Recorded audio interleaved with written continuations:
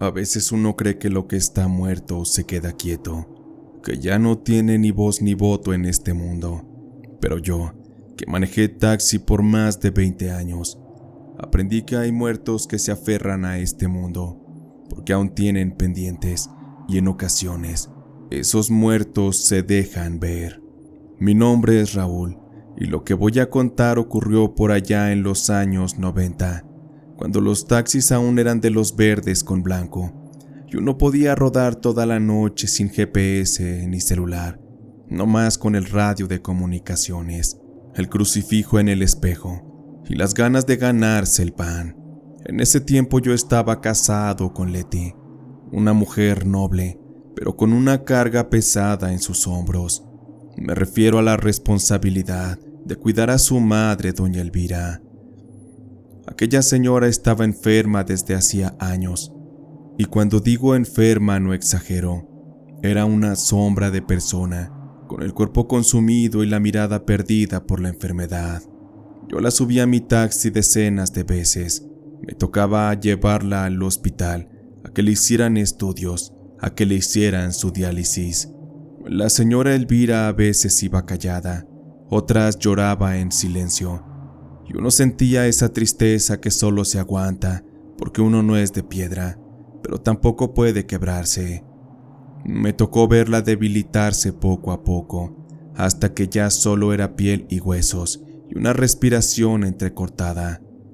La última vez que la subí fue de madrugada. Leti salió llorando de la casa, gritando que su madre no podía respirar.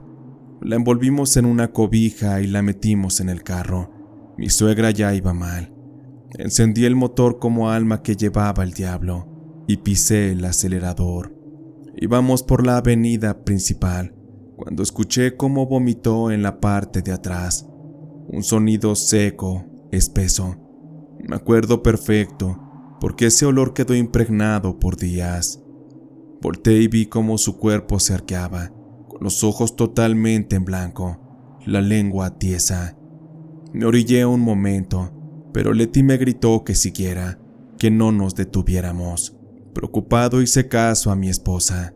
Así llegamos al hospital, pero ya era tarde. La doctora dijo que había sido un infarto fulminante, ocasionado ya por la debilidad del cuerpo de mi suegra. Fue un momento duro, no lo niego. Yo le tenía un cariño raro a esa señora, como a un mueble viejo que ya es parte de la casa, aunque éste estorbara un poco. Hicimos los preparativos para su velorio, la enterramos, le rezamos un novenario, y no nos quedó más que aceptar que la vida seguía. Pasaron unos meses y una noche de esas solitarias, donde la ciudad parece un cementerio con luces, recibí un llamado por el radio. Raúl, ¿me escuchas? Puedes tomar un servicio. Es en la colonia Valverde, por la calle 43. Solamente abordará a un hombre. Si pudieras darte prisa, te lo agradecería. Me llamó la atención la urgencia con la que la operadora me hacía el encargo y le respondí. Aquí, Raúl. Por supuesto, Marcela. Enseguida voy para allá. No me tardo. Esa colonia a la que me mandaban no tenía buena fama, pero a esas horas uno no se pone exigente, más cuando ha sido un mal día. Mientras manejaba todo estaba en calma. No había un alma en las calles, solo un silencio abrumador. Hacía frío pues acababa de llover minutos atrás. Un semáforo en rojo me detuvo frente a una tienda cerrada y me quedé viendo al aparador.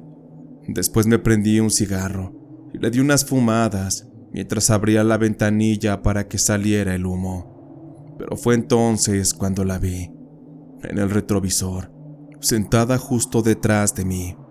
Era doña Elvira, mi suegra fallecida, pero no tenía color en la cara. Los ojos eran dos manchas oscuras y su piel lucía como papel viejo. Me estaba mirando fijamente y lo más raro es que con la cabeza, la cual movía de un lado para otro, es como si me dijera que no, como si me estuviera diciendo que no tomara aquel flete al que me dirigía. Sentí un escalofrío recorrerme desde los talones hasta la cabeza. Quise hablarle, girarme, pero no pude. Es como si me hubiera quedado tieso. Cerré los ojos un segundo y estaba empezando a rezar. Mis manos temblaban, pero al abrir nuevamente los ojos, la señora Elvira ya no estaba. El asiento estaba vacío. Me dije a mí mismo que a lo mejor era el cansancio, porque a veces uno ve cosas cuando trabaja tantas horas sin parar. Pero algo que me quemaba por dentro es que siempre fui responsable. Nunca dejaba tirado a un cliente, así que avancé. Les juro que mientras lo hacía, empecé a sentir un frío muy intenso, que me recorría la espalda y me llegaba a los pies. La mano con la que sujetaba el volante es como si se me estuviera adormeciendo, y unas cuadras más adelante, el taxi se paró. Así nomás, el motor se ahogó, las luces parpadearon y el volante se puso duro. Intenté darle marcha, pero nada. Me bajé para revisar el motor, sin embargo, no le pude encontrar la falla. El radio aún funcionaba, así que tuve que avisar. Marcela, soy Raúl. Solo para avisarte que no podré atender el servicio que me diste. Es que se me descompuso el taxi y ya me dejó aquí tirado. Una disculpa, pero también tengo que pedirte de favor que me mandes una grúa. Por favor, apunta a la dirección donde estoy. El carro ya no dio más. Una grúa me recogió más tarde y se llevó al carro al sitio de taxis para que fuera revisado al día siguiente. Me fui a descansar preocupado por lo que había visto minutos antes. Al día siguiente, al ir al sitio para ver qué carro me daría el patrón para trabajar, me enteré por boca de otro ruletero que el compañero que fue en mi lugar a recoger el hombre que me pidió el servicio nunca regresó. Había mucha consternación porque en todo el día no apareció. Ya hasta se creía que se había llevado el taxi, pero ni rastro de él ni del carro. Fue hasta 2 días después. Lo encontraron por la mañana en un baldío, atado de pies y manos con unos alambres. La camisa la tenía desgarrada y el pecho lleno de puñaladas, completamente ensangrentado. A mi compañero le robaron el taxi y le dieron una muerte muy fea. Ahí nomás lo aventaron al baldío, como si se tratara de un perro muerto. Yo no dije nada, no tenía palabras, pues ¿qué podía decir? Simplemente les puedo asegurar que aquella noche es como si mi suegra me hubiera avisado, me hubiera salvado. Nadie me lo habría creído, de hecho nadie me lo cree, pero desde esa noche, cada vez que paso por ese semáforo, bajo la velocidad y le agradezco. A veces le llevo unas flores al cementerio. Reconozco que en vida ella fue una especie de carga, pero después de muerta, ella se convirtió en mi escudo, en una protectora. Y es que hay muertos que no descansan, porque a veces les queda algo pendiente que hacer antes de irse. Y gracias a uno de estos muertos, es que estoy aquí, vivo, contándoles mi historia. Antes de ir con el siguiente relato, apóyame poniendo un me gusta en este video y con un comentario. Déjame saber qué te parecen estos relatos. Sin más, continuamos. Dicen que los taxistas escuchamos más confesiones que los curas, que nuestras unidades son como confesionarios rodantes, donde la gente suelta el alma sin miedo, quizá porque sabe que después se baja y ya no nos vuelve a ver. A veces es cierto esto, pero hay pasajeros que se quedan, aunque ya no estén. Mi nombre es Sergio, y en los años 90 trabajaba con mi taxi, un carrito, un Tsuru. Me la pasaba haciendo sitio frente a una panadería de la ciudad. Siempre tuve buena clientela, pero entre todos mis pasajeros hubo una que me marcó, de una forma que ni ahora, después de tantos años, puedo borrar. Ella se llamaba Mariana y era una maestra de secundaria, una mujer joven, guapa, de esas que se ven serias, pero uno nota en sus ojos que cargan con mucho. La empecé a llevar todos los días, sin falta, justo a las 6:30 de la mañana, rumbo a la escuela donde daba clases, siempre muy puntual, y siempre estaba callada al principio, pero después ella empezó a platicarme y nos hicimos amigos. Mariana me contó que acababa de divorciarse, que su exmarido era muy celoso, agresivo, y que había sido una batalla legal muy pesada. Había sido mucho desgaste emocional el haber terminado esa relación. Me hablaba como si necesitara soltarlo, y yo escuchaba sin juzgarla. A veces solo asentía con la cabeza, le decía cosas para consolarla, o le comentaba que había hombres que no merecían ni la sombra de una mujer tan linda como ella. Durante 2 meses fue así, diario, la misma ruta, las mismas palabras y una especie de cariño que fue naciendo entre nosotros, pero no un cariño de amor ni nada de eso. De mi parte era de admiración, porque ella me confiaba cosas y yo sentía que cuidarla ya era parte de mi trabajo. Pero una mañana de viernes, llegué a su casa como siempre, toqué el claxon una vez, pero Mariana no salió. Esperé 10 minutos, pero nada.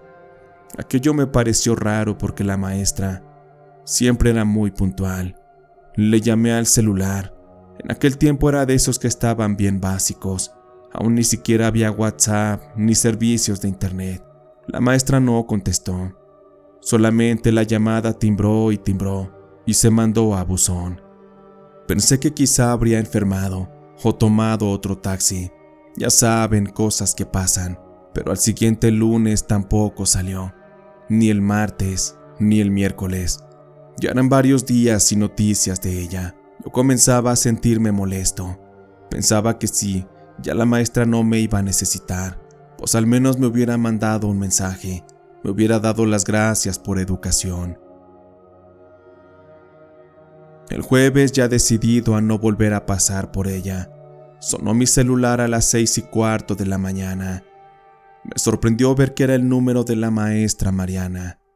Contesté de inmediato, pero lo único que escuché fue un zumbido, estática, como el ruido de una televisión sin señal.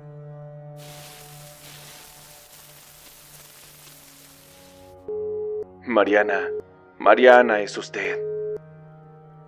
Pregunté varias veces, pero nadie respondió. Solo ese sonido seco, lejano, como si viniera desde una radio vieja enterrada. Colgué muy confundido.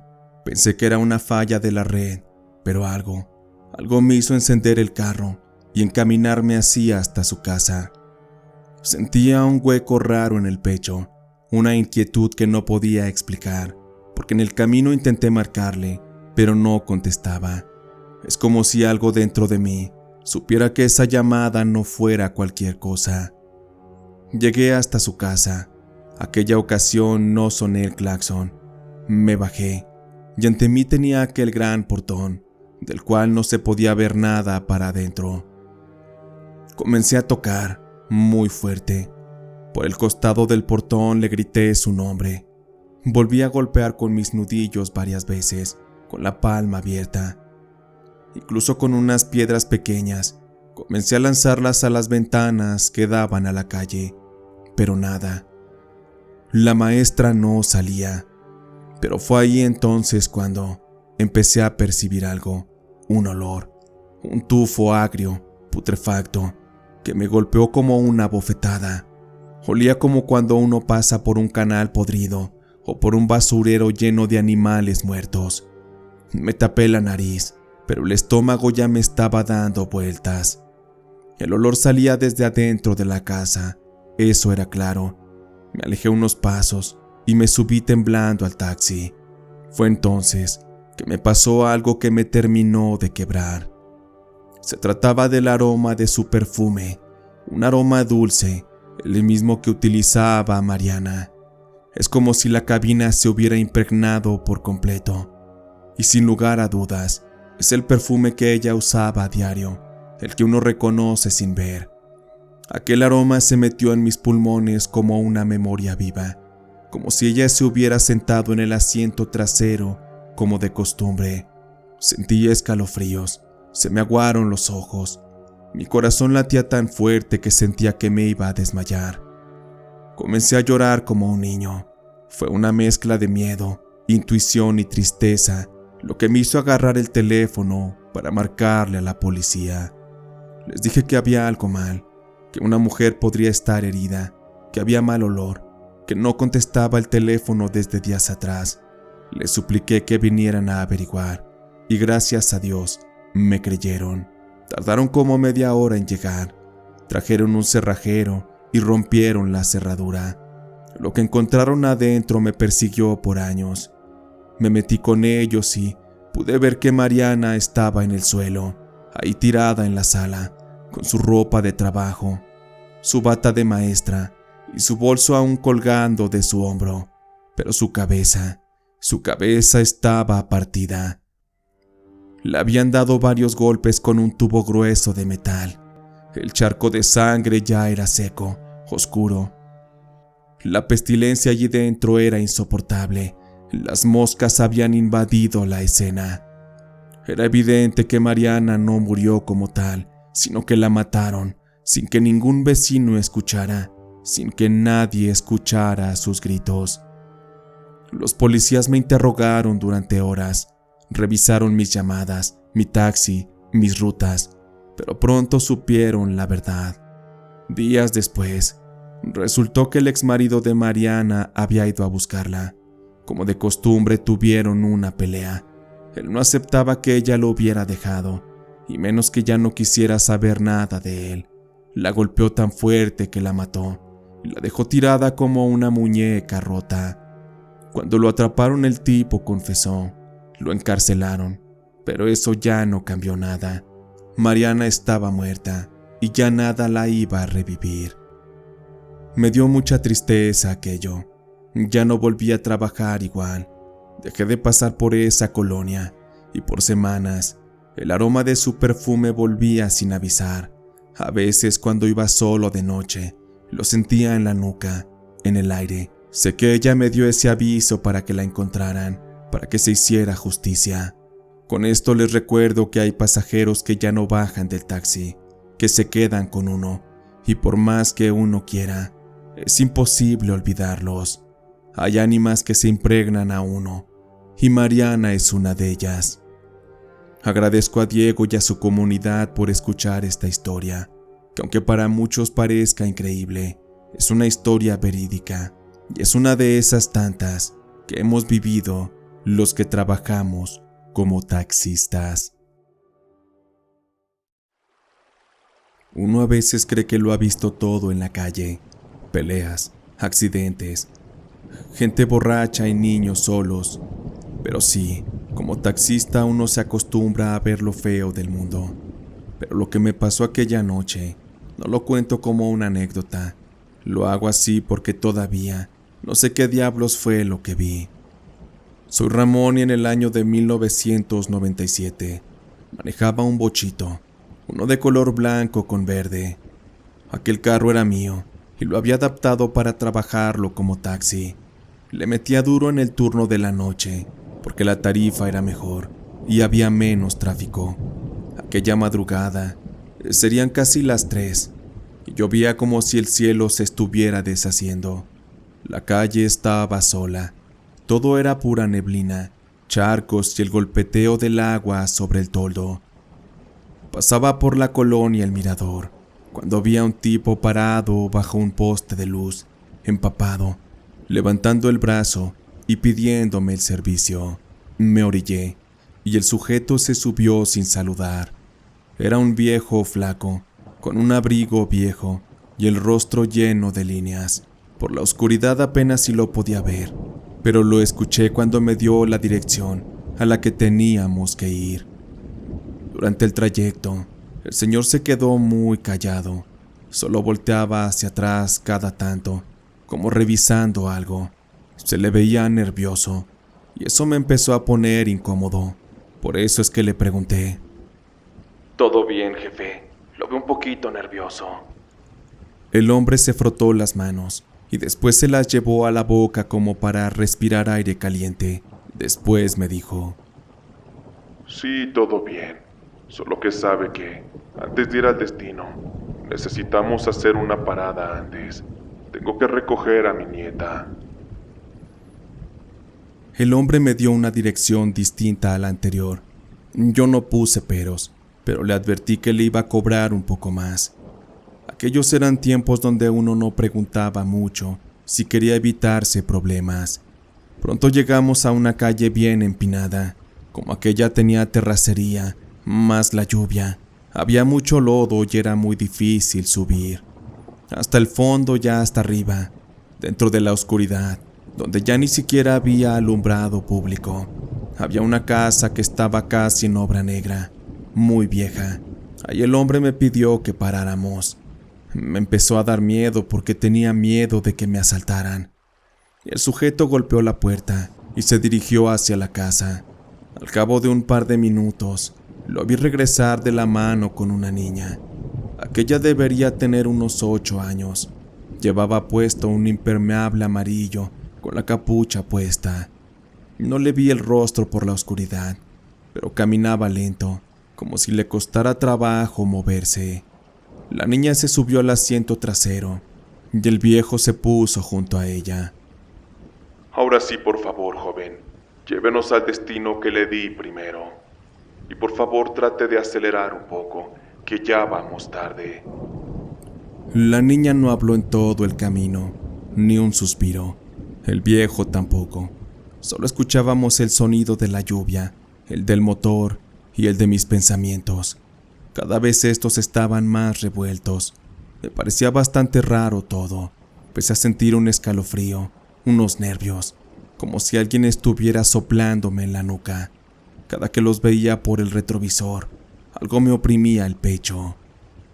Finalmente llegamos a una privada sin pavimento.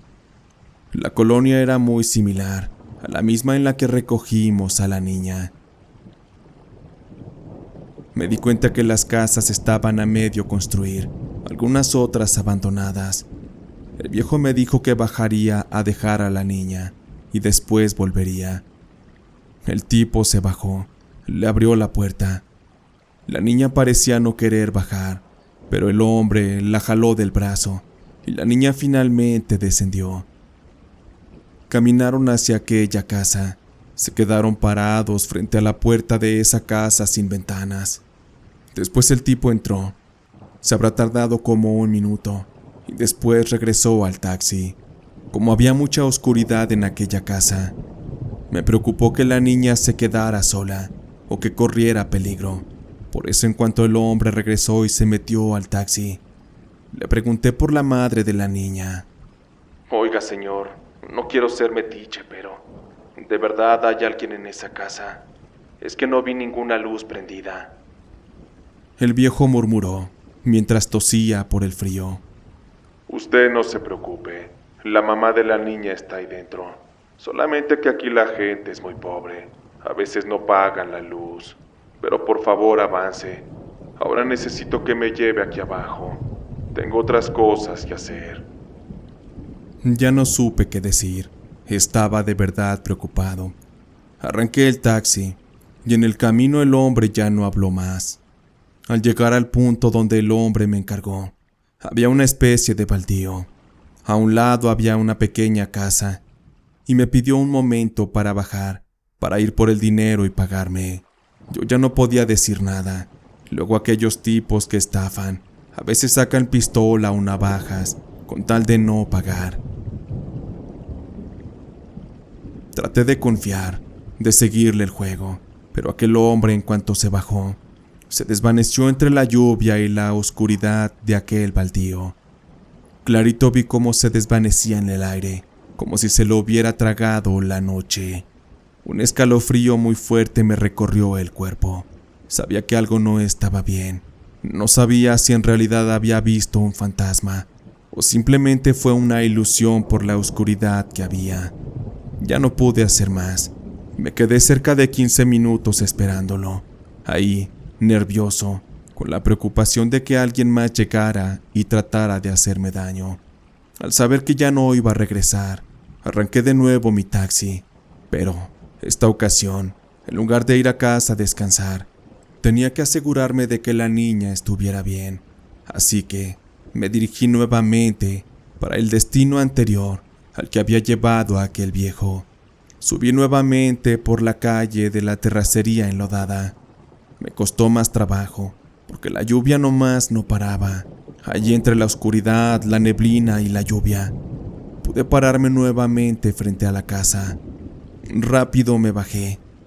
Me tapé la cabeza con unos periódicos viejos que llevaba en la parte de atrás, y cuando estaba justo frente a la casa, ahí me di cuenta que la situación era más grave de lo que pensaba.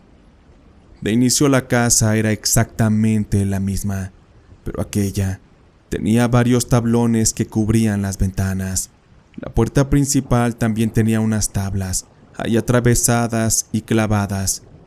Pero lo que más me dio miedo es que sobre la tierra, casi al pie de la puerta, se encontraban 3 cruces de madera, 2 grandes y una más pequeña.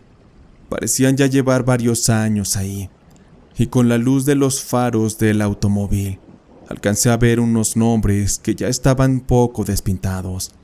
Un nombre pertenecía a un señor. Por la fecha de nacimiento me podía dar cuenta de que era alguien ya mayor. La siguiente cruz era de una mujer, de edad mucho más joven, y la tercera cruz, la más pequeña, correspondía a una niña de 8 años.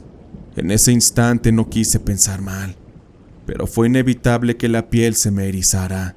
En ese momento no quise pensar que el viejo que había llevado y la niña eran unos fantasmas, pero aún así me subí rápido al carro, lo encendí nuevamente y me alejé de aquel lugar. Cuando llegué a la casa me metí a bañar, después me puse a rezar.